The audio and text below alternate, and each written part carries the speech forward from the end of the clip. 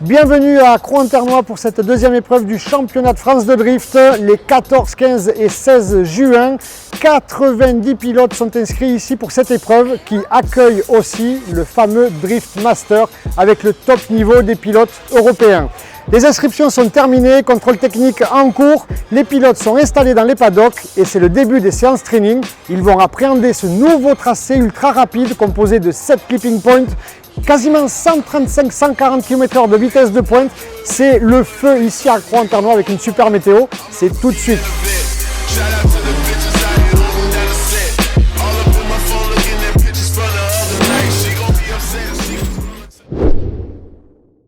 Les pilotes sont casqués, gantés, harnachés dans leur voiture, la pression monte.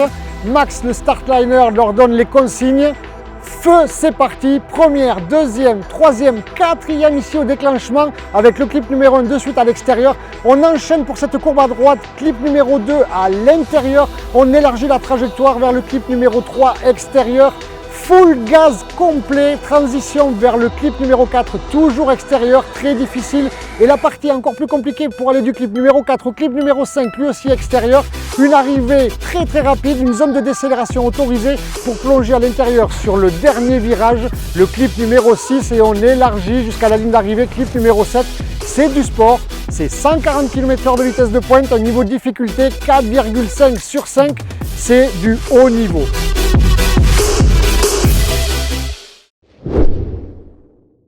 Les trainings sont terminés et ça a fait un ravage dans le paddock tellement la piste est exigeante, tellement les pilotes se sont donnés à 200%. Ils sont en train encore de faire de la mécanique et de se préparer au mieux pour les qualifications.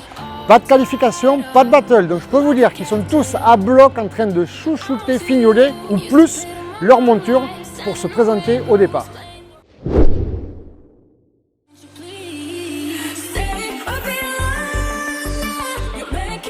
À la 10e place, Yvon Buisson, dit Le Boucher, pour son style de pilotage bien particulier, au volant de la BMW noire E90 préparée chez Banesport. Très belle performance, beaucoup de fumée, bravo Yvon. À la 9e place, on retrouve Philippe Ferreira, le préparateur, le boss de PF Motorsport. Le pilote parisien, alors qui fait quelques erreurs ici, mais ce run n'est peut-être pas son run qualif. En fait, ce sont des images que nous avions en stock. Et c'est une belle performance pour Philippe, 9e. 8e place, Jérémy Mérires au volant de sa Toyota Supra avec la déco Freegun. Jérémy, pilote moto aussi, pilote de stunt, qui n'a pas de problème mécanique pour le moment, tant mieux, c'est un excellent retour. 8e place pour Jérémy Mérires.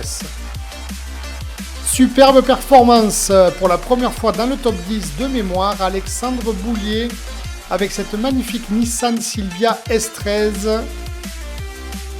Une belle ligne, beaucoup de fumée aussi, la voiture a l'air de très bien marcher, il s'est régalé, bravo Alexandre, 7e. À la 6e place, habitué du top 10, Gary Galopin. Beaucoup d'angles, beaucoup de fumée, il a changé de taille de pneumatique alors que la porte s'envole.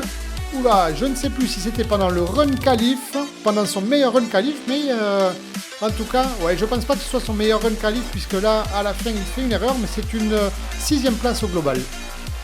5e place, Jason Banet au volant de cette superbe BMW 1M. Qui a laissé quelques points sans doute sur ce clip. Pas de problème mécanique non plus pour Jason. Et du coup c'est un joli run. Top 5, bravo Jason. À la 4e place, la GT86 pilotée par Axel François. Pilote du Drift Master aussi, Axel. Une belle ligne, la voiture vraiment un super look avec une belle déco. De nouveaux partenaires, bravo Axel pour cette 4e place. 3e place pour Kevin Josou, le pilote de la région de Tarbes avec cette super BMW E30 réalise une super performance. 3e place, bravo Kevin. 2e position, incroyable, il s'est fait voler la pole au dernier moment. Superbe performance de Mathieu Barrette que l'on appelle le Drakkar, le Viking avec cette machine, une BMW E36 break. Bravo, félicitations, deuxième place des qualifications. Et la pole au dernier moment pour Benjamin Boulbès, le multiple champion de France. Toujours une ligne remarquable avec les clipping points, de plus en plus d'angles, de plus en plus de vitesse et bien sûr un nuage de fumée dont il a le secret avec cette voiture de plus de 1000 chevaux. Une nouvelle pole position pour Benjamin Boulbès.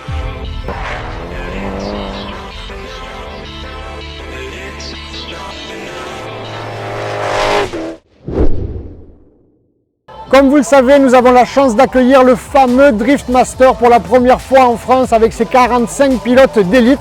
Et j'ai la chance d'être avec le Big Boss qui va se présenter en français. Je m'appelle Arkadiusz.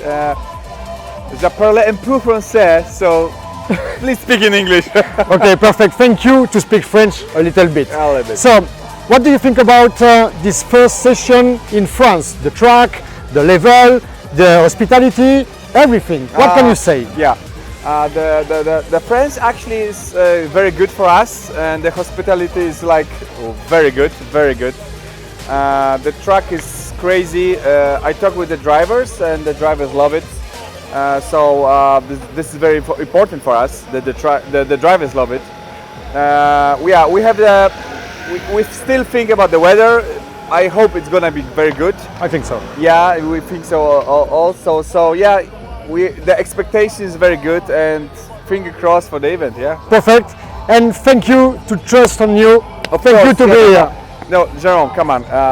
You are the man who I trust in you, in your person. That's why we are working with you, with your organization. Perfect. It's professional, so we are happy to be here and looking for an event. And let's go for a big show. Let's go. Thank you.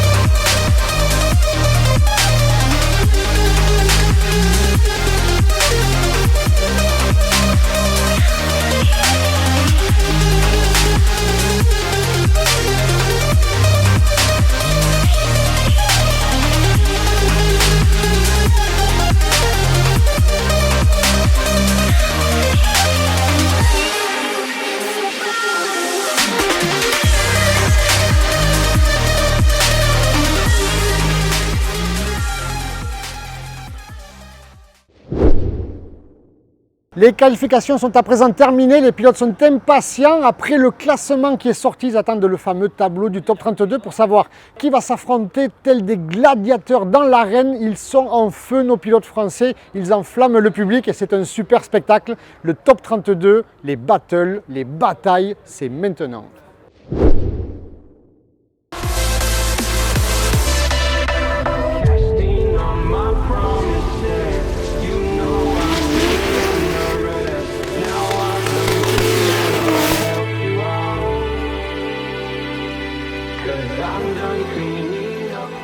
Les fameuses battles, c'est l'essence même du drift. Les pilotes s'affrontent l'un contre l'autre tels des gladiateurs. Le top 32 est déjà passé, la moitié des pilotes ont été éliminés. On se retrouve maintenant avec le top 16 et puis on enchaînera avec le top 8, les demi-finales, petite finale, finale jusqu'au vainqueur final, jusqu'à la battle finale pour découvrir le podium à Pointernois. Nous commençons donc ce top 16 avec Max, notre startliner, qui l'annonce aux pilotes et au public. Benjamin Boulbès a éliminé Kevin Hochstein au top 32. Michael Comarmont a éliminé Jérôme Esteban. Ils s'affrontent maintenant. Le leader est toujours le mieux qualifié des deux pilotes sur le premier run. Donc Benjamin Boulbès avec la pole s'élancera tout le temps le leader. On voit quelques fautes du suiveur Michael Comarmont. Et on inverse les positions pour la manche retour. Je vous rappelle que le suiveur doit montrer au juge qu'il est capable d'être dans la trace du leader en le copiant, en imaginant que c'est un clip mobile. Et c'est une victoire de Benjamin Boulbès. Géraud Bourgoin est affronté à Jérémy Germain. Géraud Bourgoin avec la BMW E30 orange a éliminé Philippe Ferreira. Jérémy Germain, la BMW E30 blanche Kenda a éliminé Jérémy Mérires. Il se retrouve à présent en top 16. Le leader en orange, Géraud Bourgoin, qui a une belle ligne semble-t-il. Jérémy Germain, un peu en perdition à la fin. Il a essayé de tenter le tout pour le tout sur le dernier virage. Pas simple l'histoire. On inverse les positions. Une ligne semble-t-il un peu plus propre pour Géraud Bourgoin. C'est très très proche, il touche. Ouh là là. Ah oui, ça a touché. Et que vont dire les juges? C'est une victoire de Géraud Bourgoin et ils ont expliqué pourquoi à l'issue de la bataille.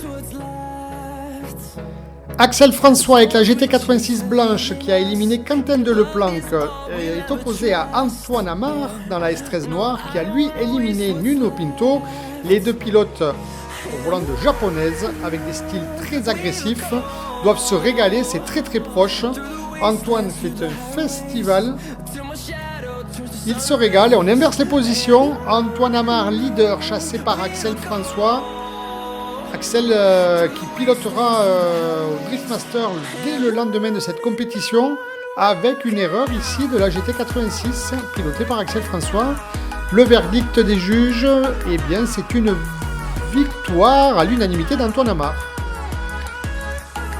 Kevin Josou dans la BMW E30 noire a éliminé Monsieur Lia au tour précédent. Sébastien Farbos dans la E36 préparée par Jacob Sport a éliminé Sofiane Yazid le tour précédent. Ces deux pilotes s'affrontent pour glaner une place dans le top 8. Une erreur du leader Kevin Josou sur ce dernier clip. On va inverser les positions. Kevin qui adore lui aussi les battles, il est de plus en plus proche. Et cette E36 blanche qui marche incroyablement bien. Ouh, la touchette, Kevin Josou qui est arrivé un peu trop fort. C'est une erreur de Kevin Josou. Et la victoire de Sébastien Farbos. Gary Galopin dans la BMW E30 verte qui a éliminé Fred Adam le tour précédent est opposé à David Meunier dans cette superbe Nissan Orange S14 de David Meunier qui a lui éliminé Maximilien Pirot. Les deux pilotes se connaissent bien, deux styles différents et un assez gros écart pour terminer ce premier run, mais un tête à queue du leader. Ouh là là, grosse boulette de Gary Galopin, on inverse les positions. Gary qui doit mettre la pression sur le leader pour lui faire lui aussi une grosse bêtise, sans quoi le 10-0 va être éliminatoire. Et au final, eh bien pas de grosse erreur de David Meunier et même un deuxième tête à queue de Gary Galopin, c'est étrange, victoire de David Meunier. On se retrouve avec Jason Banet contre Raphaël Zanato. C'est un one more time. Les pilotes se sont déjà affrontés sur une première battle. Il y a eu égalité selon les juges. Donc on recommence. Jason Banet, leader, chassé par Raphaël Zanato qui est en feu ce week-end. La Mustang marche vraiment très très bien. Le pilote est en manque de compétition, mais il adore ça. Et ça revient tranquillement. Pas de faute. Ils ont corrigé leurs erreurs de la première battle, c'est un beau run. On inverse les positions. Et du coup, la Mustang maintenant leader avec un petit problème peut-être pour Jason Banet qui a tendance à regripper, qui n'a plus beaucoup de glisse. Il va être sanctionné, je pense, malgré cette erreur de Raphaël Zanato. Ce sera bien une victoire de Raphaël Zanato. Victoire de Zanato. Buisson est opposé à Jouan, duel de BMW, mais ce ne sont pas les mêmes générations. La noire, la E90 pilotée par Buisson, fait figure d'ogre face à la petite E36 compact pilotée par Jouan. D'ailleurs, Yvon Buisson qui s'échappe un peu. Oui, sur le papier, il y avait un gros écart de préparation, de puissance, et ça se remarque, ça se ressent sur la piste. Mais en tout cas, c'est un beau spectacle. On inverse ses positions et une erreur de Buisson au déclenchement avec une roue dehors, une erreur de Jouan sur un clip aussi. Au final, c'est quand même une victoire de Buisson.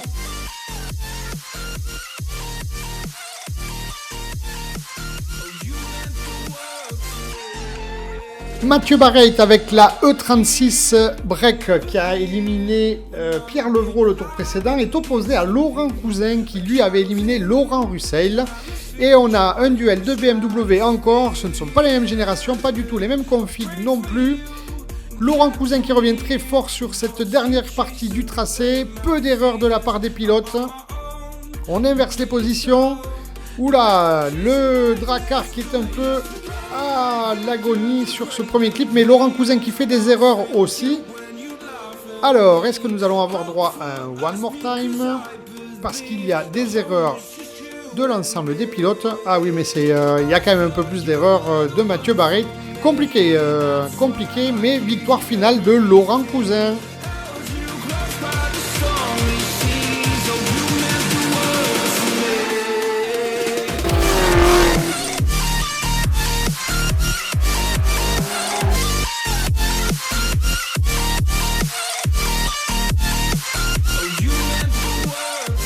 C'est parti pour le top 8, les 8 meilleurs pilotes de la compétition. Le leader Benjamin Boulbès avec cette imposante BMW Cabriolet face à la E30 Orange de Géraud Bourgoin préparée chez Jacob Sport. Les pilotes s'élancent, déclenchement. Je vous rappelle que le leader doit suivre la ligne des qualifications, les clips qui sont notés sur la piste, matérialisés par des boîtes blanches. Et le suiveur doit quant à lui prouver qu'il est capable de mimer ce que fait le leader, comme on dit, être dans la trace, être dans la portière, avec le moins d'erreurs possible. On inverse les positions. Alors, lequel des deux va trembler en premier? C'est une belle ligne de Géraud Bourgoin, mais il me semble... Ah oui, il loupe le dernier clip, et sur le cumul des deux manches... Ce sera donc une victoire de Benjamin Boulbès. Raphaël Zanato avec sa Mustang est opposé à Antoine Amar avec sa Nissan S13 noire. Les deux pilotes se connaissent très bien, ils roulent ensemble depuis de nombreuses années. Et on voit le style Nervous, Antoine Amar surnommé Nervous qui se rapproche sur la fin du parcours. Mais la Mustang est terriblement efficace. Peu d'erreurs de Raphaël Zanato, une belle ligne. Et Antoine Amar qui loupe complètement le dernier virage, il a loupé le clip et au final c'est une victoire de Raphaël Zanato. Le leader David Meunier avec l'S14 Orange est opposé à Sébastien Farbos, la BMW E36 Nismo puisqu'elle a un moteur Nissan. Quelques erreurs du suiveur Sébastien Farbos semble-t-il. On inverse les positions alors qu'il y a un gros écart sur cette zone de déclenchement. La BMW s'est envolée littéralement, il n'y a quasiment pas de bataille. Oula, grosse erreur de David Meunier qui va le pénaliser fortement et c'est une victoire de Sébastien Farbos. Yvon Buisson avec la BMW noire E90 s'est opposé à Laurent Cousin sur la M3 E46 Orange. Les deux pilotes se connaissent très bien. Ils ont les mêmes moteurs quasiment, M3 turbo, boîte séquentielle.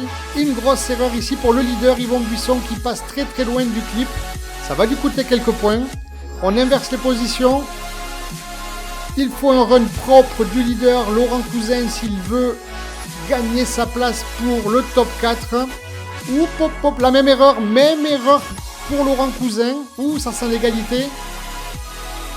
Les deux runs quasiment identiques, et bien au final, oui, c'est un one more time. On recommence, et donc les pilotes qui étaient à égalité sur la première battle ont droit à une deuxième chance. Ouh là là, grosse erreur d'Yvon Buisson, encore ici, il est très large. Alors Laurent Cousin qui essaie de ne pas doubler, mais vu la faute d'Yvon Buisson, il aurait pu doubler. Et sur le run retour, peut-être que Yvon Buisson a un problème avec un pneu parce qu'il est vraiment très loin, il a dû déjanter Yvon Buisson. Très certainement. Et au final, c'est une victoire de Laurent Cousin.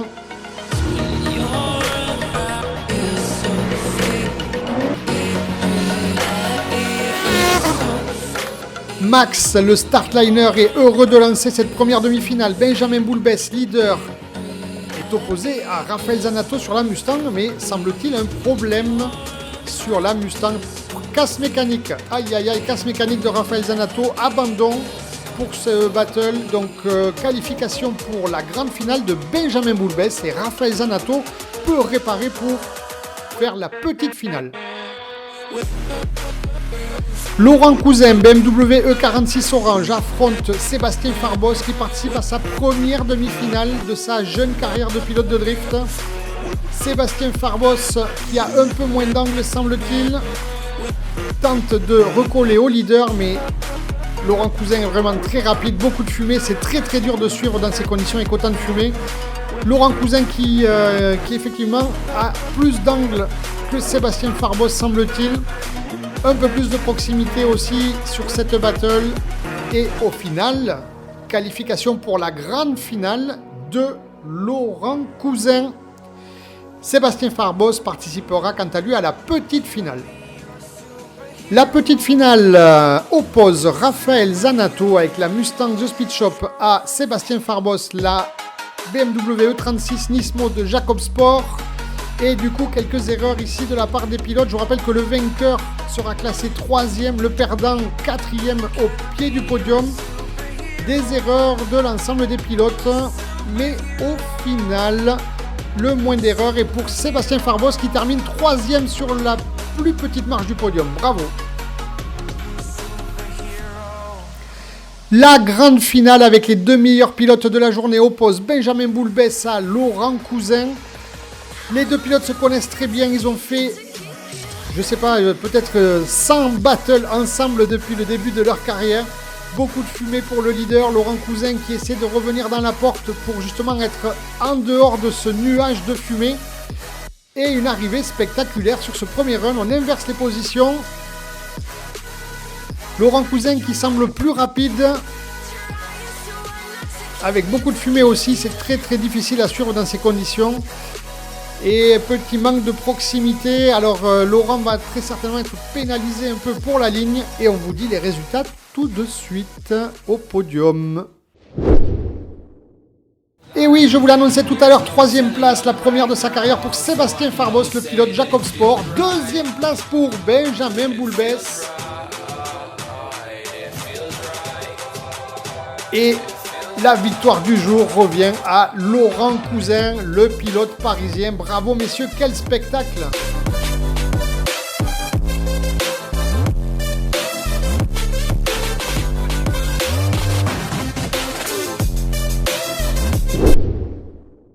Le rideau se ferme, le soleil se couche ici à Croix-en-Ternois pour la fin de cette deuxième manche du championnat de France de drift.